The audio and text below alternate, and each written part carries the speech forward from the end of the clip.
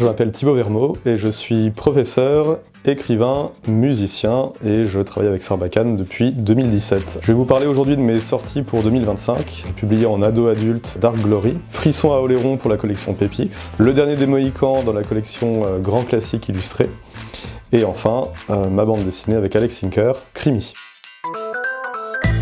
Il y a un lien entre ces différentes productions qui est celle du geste d'écriture et puis des thèmes qui se recoupent d'une production à l'autre. Depuis mon premier roman chez Sarbacane, Colorado Train, j'ai été souvent classé en littérature de genre. Et c'est vrai que la littérature de genre, ça fait partie de mes premières amours en littérature. La littérature d'horreur m'intéresse particulièrement parce qu'il s'agit d'une littérature qui questionne son époque et les comportements humains de son époque, tout en les faisant ressortir par le biais horrifique, avec des monstres, avec des comportements inhumains, avec l'arrivée du fantastique dans une vie qui tient du quotidien. Et en fait, l'arrivée du monstrueux nous permet à nous de nous demander ce qu'est la normalité, en contrebalancement.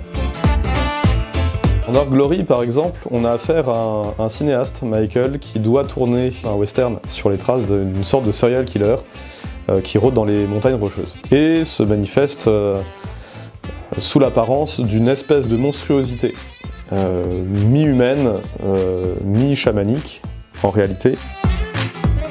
Du côté de Crimi, on a également affaire à un cinéaste, Fritz Lang, qui est amené par l'inspecteur Leman à filmer le comportement d'un tueur d'enfants et le comportement de la pègre de toute une ville.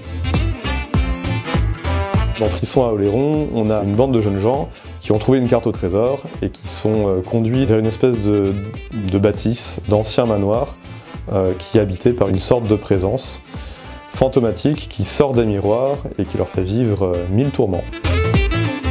Je peux vous parler du Dernier des Mohicans, comment je l'ai traduit, comment je l'ai adapté. Là où le texte de Cooper était particulièrement intéressant, c'est qu'on a affaire à, en réalité, la première forme de littérature américaine. Et on a déjà tous les thèmes qui seront développés dans les 2 siècles qui vont suivre, la confrontation des hommes entre eux et la confrontation des hommes avec la nature, donc le fameux naturalisme à l'américaine. Cette littérature a les défauts de ses qualités, c'est-à-dire qu'il ne faut pas oublier que l'Amérique s'est fondée sur 2 génocides, la traite des esclaves et le génocide des natifs américains. Le travail d'adaptation s'est porté sur des aspects idéologiques qui nourrissaient en profondeur l'œuvre de Cooper. Tout mon retravail a tourné autour du remodelage de cette idéologie, tout en essayant de conserver ce qui fait la beauté fondamentale du texte de Cooper, la plongée de ces colons dans une aventure qui les confronte à la nature. Ce qui m'a tenu tout au long du projet, c'était de savoir qu'en fin de course,